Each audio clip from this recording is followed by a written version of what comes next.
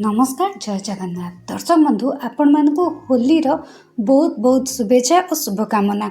आज आम होली उपलक्षे गोटे बढ़िया मिल्क शेक नहीं के आसचे आज्ञा। हाँ, यहाँ आम स्वास्थ्य पे अत्यंत उपकारी होता है।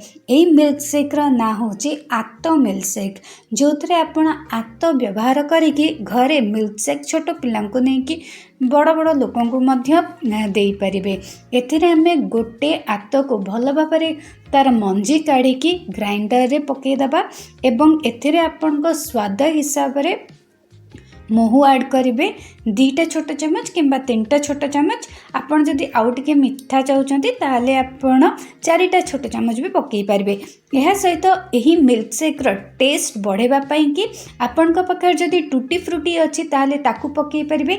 यह सहित खजूरी पकई पारे, किंतु मु एठी केवल किसमिस और काजू नहीं आपन ए 2टा को मध्य ऐड कर पारे। यह सहित आपन जदि चाहिए ताहले आपन आलमंड मध्य यही मिल्क शेक रे ऐड कर पारे। ता सहित से आपन आधा कप आपन क्षीर ऐड कर सारा पर ग्राइंडर को भल भाव गोटे मिनिट पर्यंत ग्राइंड करेंगे।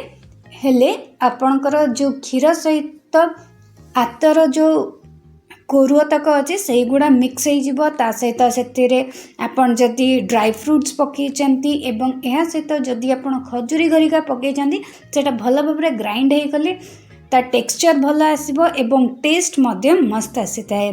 तो दर्शक बंधु आउ कहीं अपेक्षा करूचंती ताहले तुरंत जाइकी एही हेल्दी रेसिपीटी ट्राए करंतु। चैनल को सब्सक्राइब करंतु, लाइक कमेंट और शेयर करंतु। आमे आपन को सहित देखाबो।